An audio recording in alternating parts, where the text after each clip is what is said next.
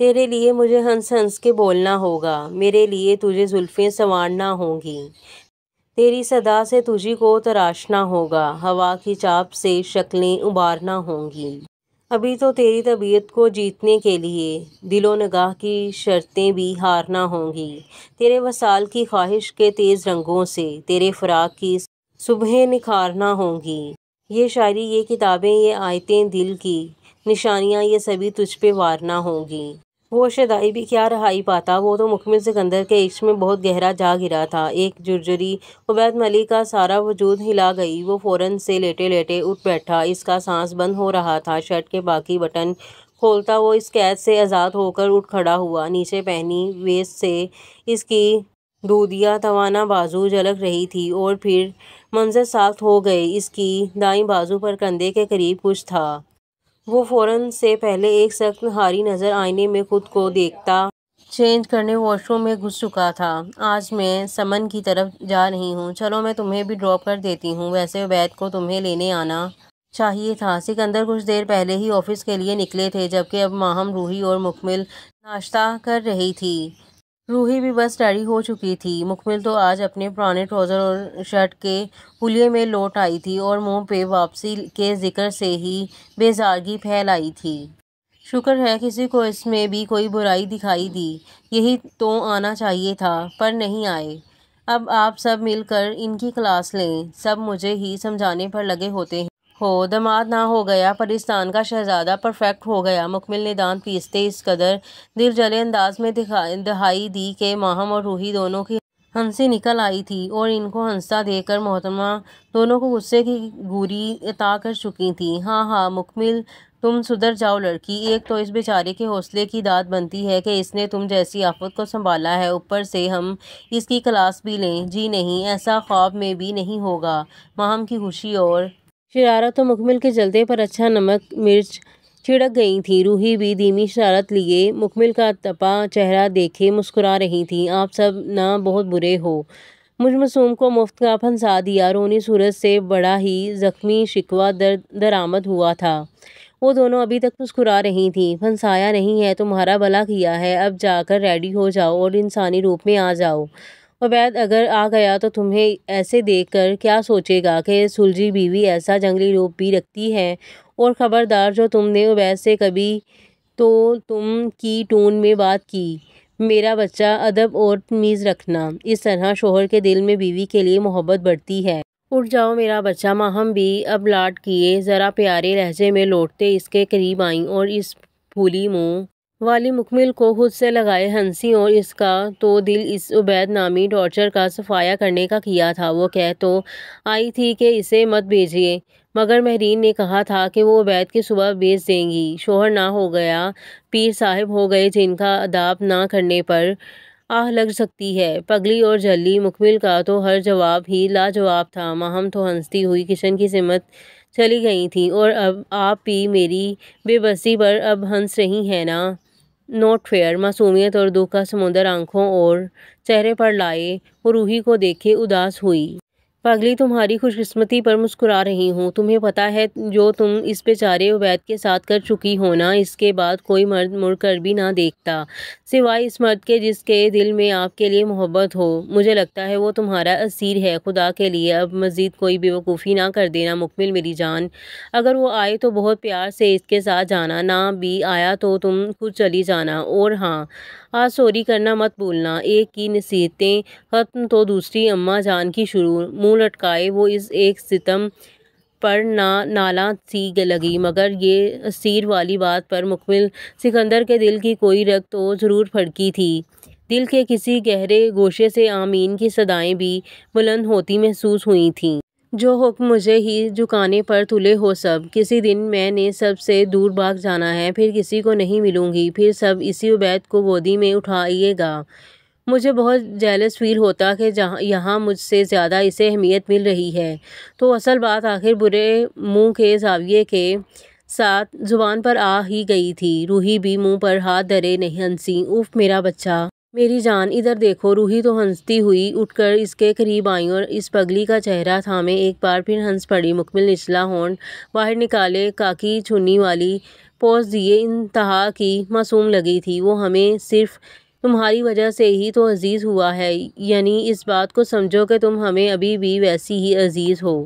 بس نہ منہ سیدھا کرو، اچھا سا تیار ہو کر جانا، شوہر کو اسپیشل فیل کروانا اچھی اور نیک بیویوں کا فرض ہے۔ روحی اس کی دونوں گالیں کھینچے بولی تو وہ فوراً سے اٹھ کر اداسی سے روحی کے ساتھ چمٹ چکی تھی۔ روحی نے بھی مسکان لیے اپنی باہیں پھیلا دیں۔ آپ کو بھی بیسٹ آف لک، اور آپ مجھے کال کر کے بتاتی رہے گا سب، پریشان مت ہوں، وہ مل جائیں گے۔ اپنی اداسی ہٹائے اب وہ روحی سے الگ ہوئے، اس کا چہرہ تھامے بولی تھی۔ روحی بھی پر امید تھی، انشاءاللہ اپنا خیال رکھنا، اور عبید کا بھی۔ اب میں نکلتی ہوں، میرا بچہ بہت پیار میں لپٹی ہدایت اور اس کی گال پہ شفقت میں لپٹا پیار دیے روحی کرسی سے اپنا بیگ اور چابی لیے بولی اور مکمل کو ایک نظر دیکھتے باہر نکل گئی۔ مکمل بھی اس کے جاتے ہی کمرے کی طرف بڑھ گئی۔ اپنے دیس کوچ کا وقت جو ہو گیا تھا، بے دلی اور بیزارگی پھر سے اس پگلی کے چہرے پر ثبت ہو چکی تھی۔ تمہارا دماغ چل گیا ہے کیا؟ آپ سن رہے ہیں کیا کہہ رہی ہے؟ مہمونہ کے ہاتھ پاؤں پھول چکے تھے، چہرے پر خوفناک تاثر تھا، کیونکہ جو انکشاف حیا ملک نے کیا تھا وہ واقعی ہولناک تھا۔ جواد بھی آفس کے لیے ریڈی ہو کر آئینے کے سامنے کھڑے تھے، جو اب حیا کی بات پر ہونک زدہ چہرے لیے مڑے۔ حیا کے چہرے پر صرف شیطانی اطمینان تھا۔ سن رہا ہوں، تبھی تو شوق ہوں کہ مجھ سے اچھا پلان اس نے کیسے بنا لیا۔ ارے میری شیرنی، یہاں آؤ، ڈیڈ کے گلے لگو۔ مہمونہ کا تو اوپر کا سانس اوپر اور نیچے کا نیچے رہ گیا جب جواد سے ڈانٹنے کے بجائے بازو کھولے اسے سراہتے ہوئے بولے تھے۔ حیا بھی دانت نکالے ان کے سینے سے جا لگی۔ ہاں ہاں، دیکھا مما، ڈیڈ کو میری بہت قدر ہے، اور ایک آپ اور حمزہ بھائی ہیں۔ خود غرض کہیں کہ حیا کو ڈیڈ نے شاباش کیا دے دی۔ محترمہ آسمانوں سے پرے جا پہنچی تھیں، اور مہمونہ کی سچویشن ایسی تھی کہ اپنا سر پکڑے کان تھیں۔ جواد آپ کیا کہہ رہے ہیں؟ خدا کے لیے اس کو منع کریں، کچھ اور برا ہو گیا تو کیا ہوگا؟ یہ بہت خطرناک پلان ہے۔ مانتی ہوں کہ مکمل مجھے بھی پسند نہیں، پر اس بیچاری سے ایسا بدلہ، پلیز آپ دونوں ہوش کے ناخن لیجیے۔ مہمونہ کو تو رہ رہ کر شدید صدمہ ہو رہا تھا۔ دونوں باپ بیٹی کے ایک دوسرے کی سمت دیکھ کے اب مہمونہ پر بیزار نظر ڈالی تھی۔ ہوش کا وقت گزر گیا ہے مہمونہ، حیا کا پلان ایک دم پرفیکٹ ہے۔ کون سا یہ اس مکمل کو جان سے مارنے والی ہے، تم اس کی گہرائی نہیں جان سکتی۔ یہ بھی عبید ملک کو تکلیف دینے کا ایک طریقہ ہے۔ میں حیا کے ساتھ ہوں، اور یہ ہوگا ایک چھوٹا سا ٹریلر، اصل فلم تو جواد ملک بڑے پردے پہ دکھائے گا۔ ٹن ٹناٹن۔ جواد کی آنکھوں میں بدلے کا ایسا جنون سوار تھا کہ وہ انسانیت کے درجے تک کو بھولنے پر آمادہ تھے۔ وہ بھی حیا کی فضول ضد میں آ کر مہمونہ تو باقاعدہ جھرجھری لیے لرزا اٹھی تھیں۔ انہیں تو کچھ بڑے خطرے کا الارم سنائی دے رہا تھا۔ یہ دونوں باپ بیٹی کس ڈگر پر چل نکلے تھے؟ یہ تو صرف تباہی والی راہ تھی۔ یا اللہ، تو ہی ان دونوں کو ہدایت دے۔ دیکھ لیں، میں اس پلان میں آپ دونوں کا بالکل ساتھ نہیں دوں گی۔ مہمونہ کا صاف دامن بچانا ان دونوں کے چہرے پر واضح ناراضگی لا چکا تھا۔ حیا نے شکایتی انداز لیے جواد کی سمت دیکھا، جو اسے بے فکر رہنے کا اشارہ کر رہے تھے۔ نہ دو، لیکن ہم دونوں کی راہ میں بھی مت آنا۔ اور حیا، تم اس پلان پر ابھی عمل نہیں کرو گی، وقت میں بتاؤں گا، باقی میرا بچہ بے فکر رہے۔ تمہاری سوچ سے زیادہ تکلیف دوں گا اسے، جس نے تمہیں دکھ دیا اور بے عزت کیا۔ جاؤ اب انجوائے کرو۔ حیا کی تو جیسے خوشی کی انتہا نہ تھی۔ ایک بار پھر جواد سے ہنستی ہوئی لپٹ کر اور ایک خفا منہ سجائی نظر مہمونہ پہ ڈالے وہ باہر نکل گئی۔ جواد پلیز، کچھ اس سے پہلے کہ مہمونہ مزید کچھ کہتی، جواد کے ہاتھ کے اشارے کے آگے منہ بنائے چپ ہو گئی۔ جانتی تھیں دونوں باپ بیٹی کا ضدی روپ، مگر وہ حیا کی خفیہ پلاننگ سے دل تک ڈر ضرور چکی تھیں۔ السلام علیکم، کیسے ہیں آپ؟ گاڑی پورچ میں رکی اور اسی لمحے عبید ملک اپنی ساہرانہ وجاہت کے سنگ آنکھوں سے گلاسز اتارے لان میں ہی چلا آ رہا تھا، کیونکہ ماہم وہیں تھیں۔ مسکراہٹ تو ماہم کے چہرے پر بھی آفرینی بنی جب وہ ان کے سامنے آ کر بہت مدھم طریقے سے بولا تھا۔ آخر اپنی تمام تر الجھنوں کو رد کیے وہ اپنی ظالم متاع حیات کو لینے آ ہی گیا تھا۔ وعلیکم السلام، میں بہت اچھی، آپ کیسے ہو بیٹا؟ آؤ بیٹھو۔ بہت اپنائیت سے وہ داماد، بلکہ اکلوتے پیارے داماد کا ویلکم کیے پوری دل فریبی لیے بولی تھیں، مگر وہ موصوف تو شاید بہت عجلت میں تھے۔ بلیک پینٹ، گہری میرون شرٹ اور ڈارک گرے کوٹ پہنے وہ جینٹل مین دکھائی دیتا۔ عبید ملک تو کسی کو بے تابی سے تلاش کر رہا تھا۔ الحمدللہ، میں ضرور بیٹھنا، مگر اس وقت بہت جلدی میں ہوں۔ مکمل موصوف کی بات زبان میں ہی اٹک چکی تھی جب نظریں گھر کی راہداری کے زینے اتر کر کے آتی اس ہلکے پیرٹ سوٹ میں چمکتی دمکتی مکمل سکندر پر گئیں۔ لو مکمل بھی آ گئی، وہ آپ کی ہی منتظر تھی۔ مجھے اچھا لگتا اگر ایک کپ چائے ہو جاتی۔ عبید اپنے آپ میں لوٹنا اب کٹھن سمجھ رہا تھا مگر وہ لوٹ نہیں آیا۔ چہرہ پھینکے وہ حسن کی دیوی بالکل دونوں کے روبرو آ کر کھڑی ہو چکی تھیں۔ آج تو گاڑی ریڈ لپسٹک تو مزید غضب مچا رہی تھی، چہرہ بھی میک اپ سے مزین ہو کر پہلے سے زیادہ روشن تھا۔ کان تو خالی تھے مگر گلے میں ہر 16 سنگار کی کسر پوری کرتا وہ پینٹڈ عبید ملکہ شاید اب وہ واقعی امتحان لینے والی تھیں۔ آنٹی اگلی بار مکمل کو گھر ڈراپ کرنے کے بعد مجھے میٹنگ پر پہنچنا ہے، ہمیں اجازت دیں۔ اس لیے مکمل سے نظر ہٹانا مشکل تھا مگر وہ یہ جبر کیے بہت مطمئن انداز میں ماہم کو ٹال چکا تھا۔ وہ بھی بنا برا منائے دونوں کو پیار سے خوشی خوشی اجازت دے چکی تھی۔ رشک تو اب ماہم ابراہیم کے چہرے پر تھا جو اپنی بیٹی کی اس قدر اونچی قسمت دیکھ کر ان کی آنکھوں میں سمٹا تھا، گویا ان کی بیٹی کو ہیرا مل گیا تھا۔ جب تک گاڑی نظروں سے اوجھل نہیں ہوئی تھی تب تک ماہم دیکھتی رہی تھیں اور دوسری طرف عبید کے چہرے کی سنجیدگی آج کیا حیثیت رکھتی کیونکہ مکمل سکندر کے چہرے کا تناؤ تو آج لازوال تھا۔ یہ ظالم روپ اوڑھ کر وہ اب گہرے وار کرنے والی تھی۔ عبید کو لگا اب اسے خود کو کنٹرول کرنا ہی ہوگا۔ سامنے سے ٹشو باکس سے ٹشو نکالے وہ منہ پر غصہ لا چکا تھا۔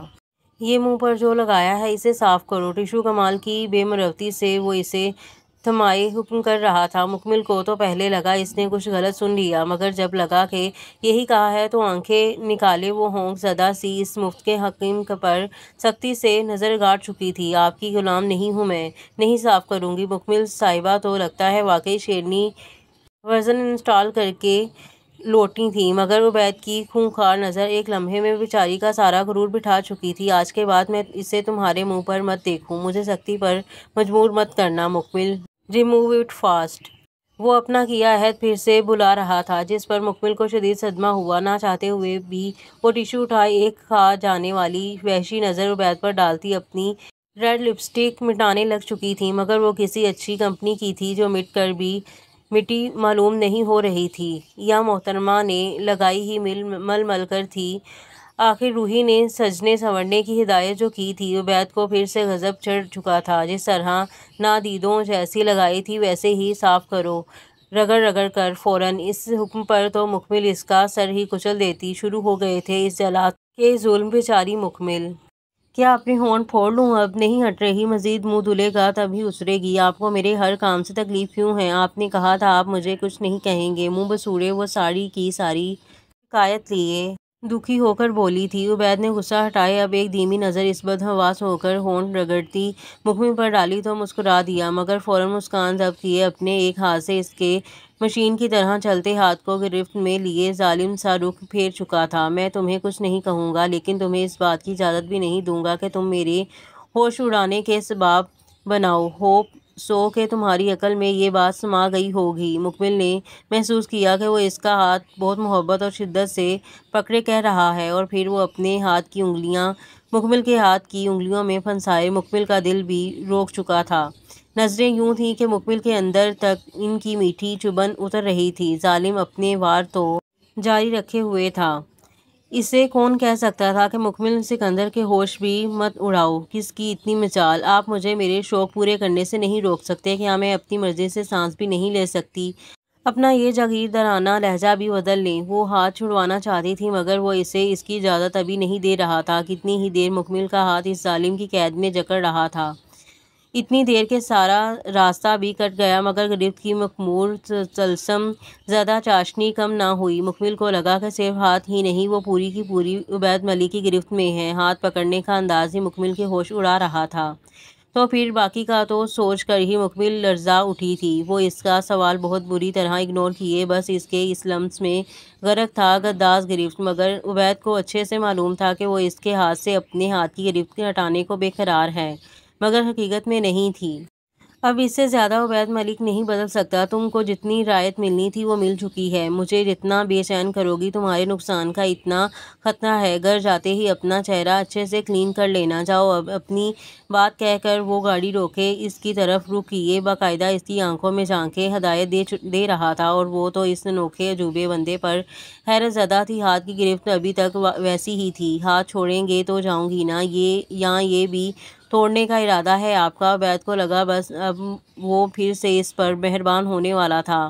کیا تھی وہ کہ عبید ملک اس کے سامنے پتھر ہو کر بھی موم سے زیادہ نازک ہو رہا تھا۔ نظر اپنے مضبوط ہاتھ کی گرفت میں بس اس نازک سے ہاتھ پر گئی جو گرفت کی دیر تک مضبوطی نے ہلکا سرخی مائل کر دیا تھا۔ اپنے پتھر ہونے پر افسوس لیے وہ نادم تھا۔ مکمل اس شخص کا ایک ایک تاثر دل تک اتار رہی تھی۔ میں صرف اپنی چیزیں توڑنا پسند کرتا ہوں، کسی اور کی نہیں۔ چہرے کی ساری محبت مٹ کر رغبی بنی، اور وہ ایک ہی جھٹکے میں اس کا ہاتھ چھوڑ کر دوبارہ سامنے رخ کر چکا تھا، جیسے اپنی ناراضگی کا اظہار کر رہا ہو۔ لفظوں میں چھپا زہر مکمل خوب سمجھ چکی تھی کہ وہ اسے کسی اور کے ہونے پر برا سا جتا رہا تھا، پر اسے اچھا لگا تھا کہ اس کا جلاد شوہر دوبارہ سے جلاد بن گیا ہے۔ صحیح کہا مکمل سکندر، اور اس سے جڑا کچھ بھی آپ کا نہ ہے نہ ہو سکتا ہے۔ اچھا کہ آپ نے اس حقیقت کو بہت جلدی قبول کر لیا۔ وہ بھی کیوں پیچھے رہتی؟ وار کے بدلے بڑا ظلم کرنے کی وہ پہلے ہی ٹھان چکی تھی۔ غصہ ضبط کرتی وہ گاڑی سے نکل کر زوردار طریقے سے بند کرتی گھر کے اندر انٹر ہو گئی تھی، اور اس کے جاتے ہی عبید ملک کی آنکھوں میں دکھ کی سرخ لکیر اتری تھی۔ تم میری نہیں ہو تو مجھ سے تمہیں وہ چھین کیوں نہیں لیتا جس کی تم ہو؟ نہ جانے کس کی ہو آخر تم میری کیوں نہیں ہو؟ تمہیں تو میرا ہونا چاہیے تھا۔ مکمل، یہ کیسا ظلم ہے تمہارا؟ مجھے تکلیف دے رہی ہو، میری برداشت سے کھیل رہی ہو۔ مجھے اگر کبھی وہ ملا تو قسم کھاتا ہوں اسے اس دنیا کا حصہ نہیں رہنے دوں گا۔ عبید ملک اسے اپنے ہاتھوں سے مارے گا۔ دکھ، تکلیف، نفرت، حقارت، سب ہی عبید ملک کے چہرے پر ہولناکی درج کر چکے تھے۔ ایک دوسرے کا مرہم ہونے کے باوجود بھی نہ چاہتے ہوئے دونوں ایک دوسرے کو تکلیف دے رہے تھے، اور فی الوقت ان کی قسمت میں یہی درج تھا۔ کیسی ہو؟ میں تمہارا ہی انتظار کر رہی تھی۔ آج صبح ہی میں گاؤں سے آئی ہوں۔ پہلی فرصت میں بائی نے تم سے ملنے کا کہا تھا۔ سمن اور روحی کافی ٹائم بعد مل رہی تھیں، جس کی وجہ سمن کا ولیج ٹرپ تھا۔ وہ سال میں کئی بار مختلف پسماندہ علاقوں میں فری کیمپ لگایا کرتی تھیں، جس کا ایک مقصد کہیں سے بھی ارتجاع کی کوئی خبر حاصل کرنا بھی ہوتا تھا۔ سمن بھی روحی کی طرح ڈاکٹر تھی، جبکہ فراز رحمان بھی بہت بڑے سرجن تھے جو کینیڈا ہی سیٹل تھے اور آج کل میں واپس آ رہے تھے۔ روحین کی آنکھوں کی تلاش تو اب ہر دیکھنے والے کو بآسانی دکھائی دینے لگی تھی۔ سمن بھی روحین کی ہم عمر تھی، خیر سے شادی شدہ بھی تھی اور 2 بچے تھے، اور وہ خیر سے دونوں کی شادی کر کے فارغ ہو چکی تھی۔ ہسبینڈ 2 عدد اپنے ریسٹورنٹ چلاتے تھے۔ میں ٹھیک ہاں کال آئی تھی مجھے ان کی۔ مجھے سمجھ نہیں آتا کہ میں کیسے تم دونوں کا شکریہ ادا کروں۔ میرے ہر ستم کے باوجود وہ بھی اب تک میری اس تلاش کا حصہ ہیں، اور تم سمن، تمہیں کیسے شکریہ ادا کروں؟ آج اگر یہ موہوم سی امید جاگی ہے تو صرف تمہاری وجہ سے۔ روحی کی اداسی میں لپٹی آواز اور تشکر آمیز آنکھیں دیکھے سمن مسکراتے ہوئے اپنی چیئر اس کے قریب کیے اس کے دونوں ہاتھ تھام چکی تھی۔ شکریہ دوستوں میں نہیں ہوتا، اور محبت میں تو اسے اضافی شے سمجھا جاتا ہے۔ میں خوش ہوں کہ چلو اتنا وسیلہ تو بنی ہوں۔ اصل خوشی تو تب ہوگی جب ارتجا تمہیں ملے گا۔ یقین کرو تم سے زیادہ ارتجا کو ڈھونڈنے کی لگن بائی میں تھی۔ بھلے وہ وہاں رہے ہیں، مگر وہ آج تک اپنے اس فرض سے بے خبر نہیں رہے۔ اور میں، ارتجا میرا بھی تو بیٹا ہے نا۔ تم بس اللہ سے اچھی امید رکھو۔ کتنا حوصلہ دے رہی تھی سمن۔ واقعی یہ دونوں تو روحی کی زندگی اسے لوٹانے کی کوششوں میں تھے۔ آج پہلی بار روحی کو فراز رحمان سے کی جانے والی ناانصافی پر افسوس سا ہوا، مگر وہ بھی کیا کرتی جو خود خالی ہوں۔ وہ کسی اور کا دامن بھرنے کی تمنا تو کر سکتے ہیں، پر اس تمنا پر پورے نہیں اتر پاتے تھے۔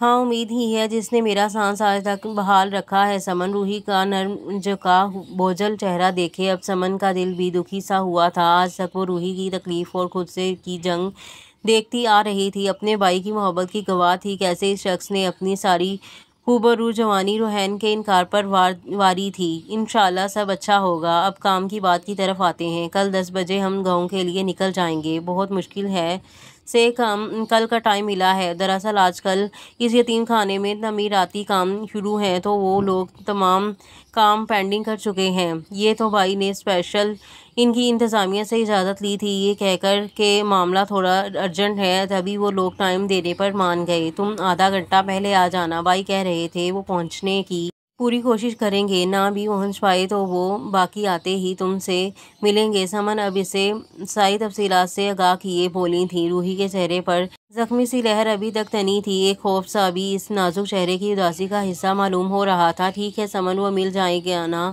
اگر اس بار پھر سے کچھ پتہ نہ چلا تو میں کیا کروں گی؟ روحی کی آنکھیں شدید درد کا استعارہ بنی حسرت لیے تھیں۔ سمن نے ہاتھوں پر گرفت مضبوط کرتے اسے تسلی دی۔ ملے گا، ضرور ملے گا، تم دیکھنا اب کی بار اللہ ہماری دعائیں ضرور قبول کرے گا۔ اب بس تم پریشان مت ہو، خود کو پر امید رکھو، سمن نے لہجے میں بہت سی تسلی بھرے اسے کہا، جس کا حوصلہ رفتہ رفتہ کم ہوتا جا رہا تھا۔ اور یہاں پر ایپیسوڈ کا اختتام ہوتا ہے اور ملتے ہیں اگلے ایپیسوڈ میں۔ تب تک کے لیے دے مجھے اجازت، اللہ حافظ۔